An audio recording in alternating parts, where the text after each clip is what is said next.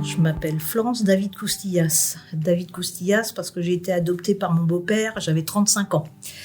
Je suis rentrée à la mairie de Savigny en 1981. J'étais à l'époque à la faculté de Saint-Maur. Je faisais du droit parce que, pour tout dire, j'ai eu quelques difficultés dans ma fin d'adolescence. J'ai eu un casier judiciaire assez costaud, avec beaucoup de dérives à l'adolescence. Et en fait, un copain m'a dit « Viens travailler à Savigny, il y a les cantines à faire ». Et il fallait absolument que je trouve un petit job. J'ai rencontré Monsieur Mouton à l'époque, qui m'a dit « Moi, ici, tout le monde a sa chance. Donc voilà, tu vas faire de l'animation. » Voilà le début de l'histoire en 1981. Donc j'étais donc animatrice. C'est un début de parcours. Un début de parcours où j'ai après changé de poste, saisi des opportunités. J'ai été la plus jeune directrice de centre de loisirs du territoire. Parce que j'avais des enfants de maternelle et qu'à l'époque, il fallait des dérogations. J'avais aucun diplôme, j'avais rien du tout dans l'animation. J'ai su très vite que ce serait... À quel âge ? Alors, parce que j'ai pas dit mon âge, oui, il faut que je revienne en 81. J'avais donc 21 ans. Voilà, j'avais 21 ans. Voilà, parce qu'à l'époque, il fallait avoir 25 ans pour être directrice de maternelle et tout. Donc, c'était en 81. C'est une année que j'oublie pas. C'est l'élection de Monsieur François Mitterrand. Donc voilà, ça faisait partie du décor de plein de choses. Donc j'avais 21 ans. Je savais pas trop ce que je voulais faire. On m'a proposé un poste tout de suite. On m'a appelé un matin, en accueil du matin, pour me dire « Écoute, Florence, est-ce que ça t'intéresse ? On est content de toi. Est-ce que tu veux être passer à poste à un CDI, etc. » Moi, j'ai dit bingo. J'ai dit à mes parents, les études, c'est plus pour moi. J'arrête tout. Je veux faire de l'animation. Les mômes, ça m'intéresse. Donc voilà comment le début du parcours s'est fait. Ce qui s'est passé par la suite, c'est que j'ai vite pas fait le tour, mais les centres de loisirs, c'était pas que mon histoire, je le sentais. Parce que j'avais un passé d'adolescente très compliqué. Et donc, j'ai vu qu'il y avait des gamins dans les centres de loisirs à 10 ans, 11 ans, les activités de centres de loisirs. Donc, on s'est lancé dans l'aventure de l'animation de quartier. Et c'est comme ça que, petit par petit, j'ai bifurqué sur d'autres postes. J'ai été responsable un bon moment du conseil municipal d'enfants et de toute la gestion des colonies de vacances. Ça m'a passionnée. Mais bon, c'était un peu administratif, un peu bureau, j'étais trop jeune. Il manquait des choses. Donc je suis passée à ce qu'on appelait l'animation de quartier. C'est-à-dire monter un service un peu jeunesse-prévention qui permettait de toucher les jeunes qui n'allaient pas en centre de loisirs et puis qu'il fallait un peu orienter, accompagner, etc. Donc, on a monté ce service prévention, on va l'appeler comme ça, mais c'était plutôt service animation jeunesse. On tournait avec un camion sur les quartiers, on faisait du soutien scolaire, enfin, voilà. Il y aurait beaucoup de choses à dire sur ce parcours-là, parce que ça a été des années extraordinaires de ma vie. Voilà. Et donc, il y a des jeunes que j'ai rencontrés, ils avaient une dizaine d'années, vous pouvez imaginer, ils ont 40 ans de plus. Voilà. Donc, quand on se croise, je dis « Florence, tu me reconnais ?»« Ah bah moi, je te reconnais, t'as les cheveux blancs, mais t'es pareil. » Ah, sympa les gars. Mais en fait, c'est pas tout à fait ça. C'était à 10 ans, un gamin de 10 ans, quand après, je le croise 30 ans après, même à 40 ans, je peux pas le reconnaître. Enfin, je veux dire, voilà. Très sympathique, mais voilà. Dans ce parcours-là, ce qui m'a intéressé après, c'était l'investissement sur la ville. Parce que c'est une ville où j'avais bien compris qu'il fallait grandir sans perdre son naturel et qu'il y avait des vraies valeurs à véhiculer. Et c'est ce qui m'a plu. C'est pour ça aussi que je suis restée ici. Parce qu'il y avait des vraies valeurs éducatives. Il y avait une vraie autonomie d'initiative qu'on n'a pas partout. Hein, il faut une vraie confiance dans les gens. Et donc ça m'a fait... ça a éveillé en moi des tas de choses. À l'époque, le maire en place m'a dit « Ce serait bien, Florence, que tu prennes la relève. » Et donc, voilà, c'est comme ça que ça s'est fait. J'étais pas forcément très CFDT à l'époque. Mais bon, ça s'est fait tranquillement et ça, c'est comme ça que j'ai commencé à me former il y a pas mal d'années. Mais je me souviens plus exactement les années, mais ça a pris du temps. Puis après, je suis devenue secrétaire de section, etc. J'ai un oncle qui a été maire d'Ivry-sur-Seine très longtemps.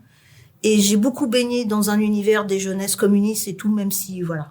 J'avais une grand-mère qui était veuve de guerre, qui était très attachée au communisme. Donc j'ai quand même aussi une ambiance familiale. Et cette ambiance familiale, elle n'a pas toujours été simple. Hein. Ma mère a divorcé, j'avais 5 ans. Ça a été assez compliqué.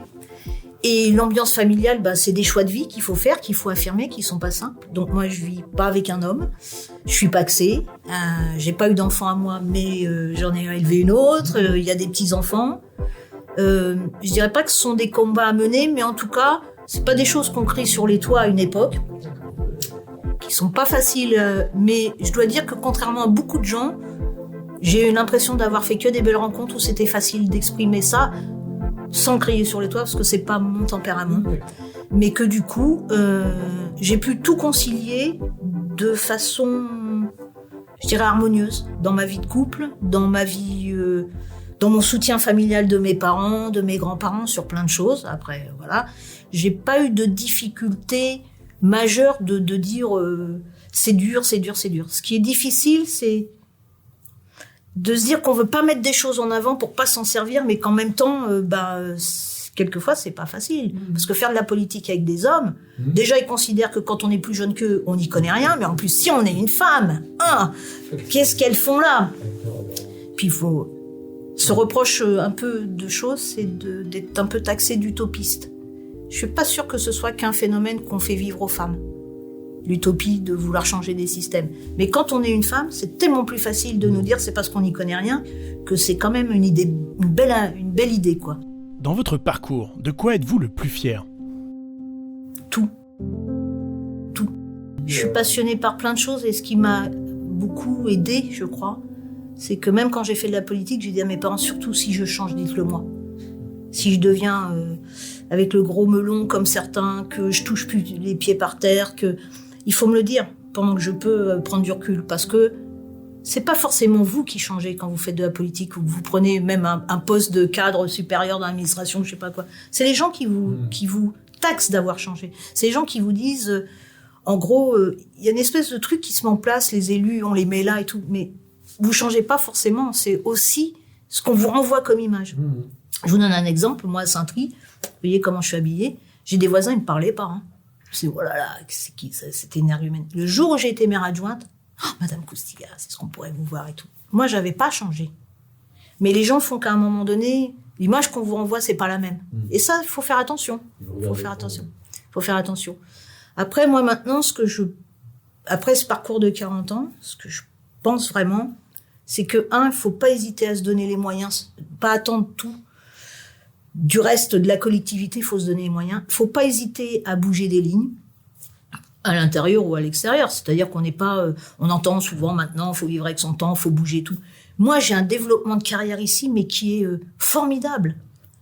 Formidable, parce que j'avais un petit BAFA au départ, j'ai raté mon bac, j'étais dans une détresse de pas savoir quoi faire de ma vie. J'avais des parents qui m'accompagnaient très bien. Mais voilà, j'étais un peu paumée, il faut dire, voilà. Et puis vous faites des belles rencontres, puis du coup, faut les utiliser, ces belles rencontres. Faut se dire, si on me donne ma chance, c'est peut-être que j'ai d'autres cartes à jouer que celles de départ. Faut pas hésiter. Moi, ce que je pense surtout pour les femmes, ce qui est compliqué maintenant, c'est que cette charge morale de choses, on leur demande beaucoup plus qu'avant. C'est pas parce qu'elles lavent plus le linge à la main. C'est pas parce que elles torchent plus leurs enfants de la même façon, excusez-moi l'expression, mais c'est pas la même chose, c'est pas la même dureté de la vie. Mais ce qu'elles vivent en ce moment, je ne l'ai pas vécu dans les années 85. Du tout. Pas les mêmes exigences.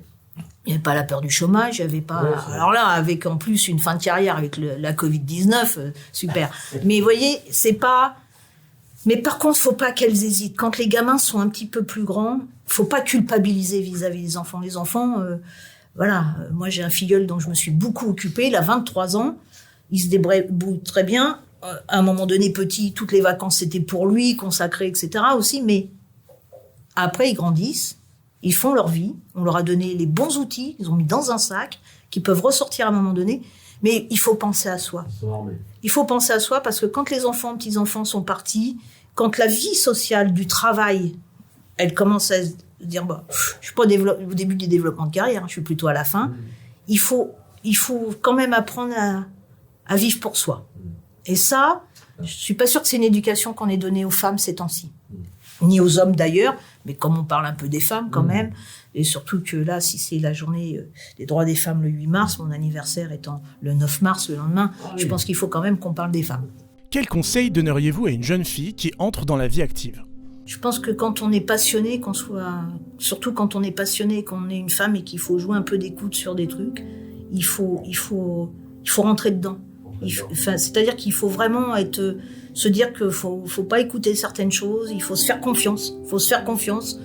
Et on n'est plus à l'époque du Moyen-Âge et il y a des choses qui ont évolué. Il faut savoir saisir et il faut surtout se faire plaisir dans ce qu'on fait. Il faut surtout se faire plaisir, avant tout.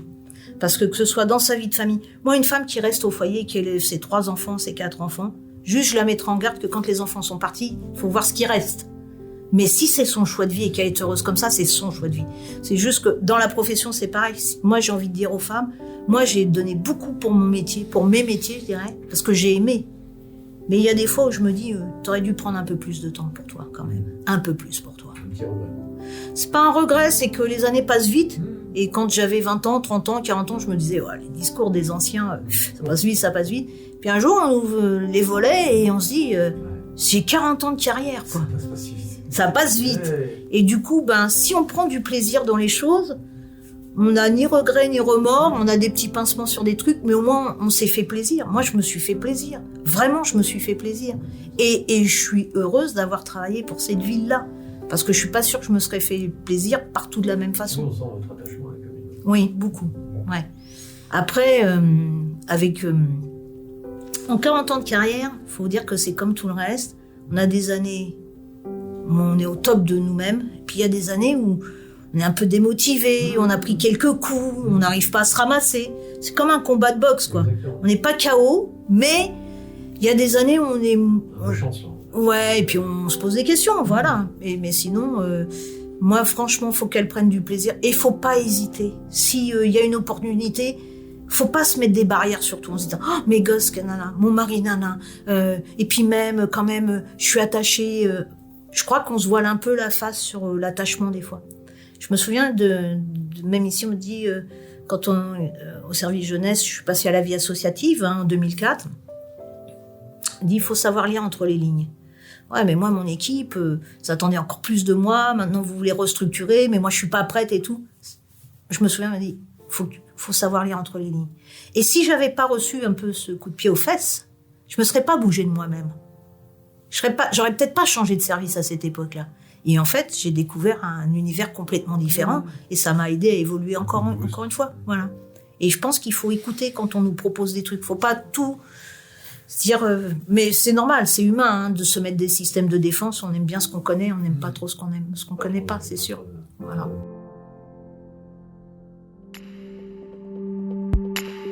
Retrouvez d'autres paroles de femmes savigniennes sur Instagram, Facebook, YouTube et en podcast sur le site de la ville, savigny-le-temple.fr.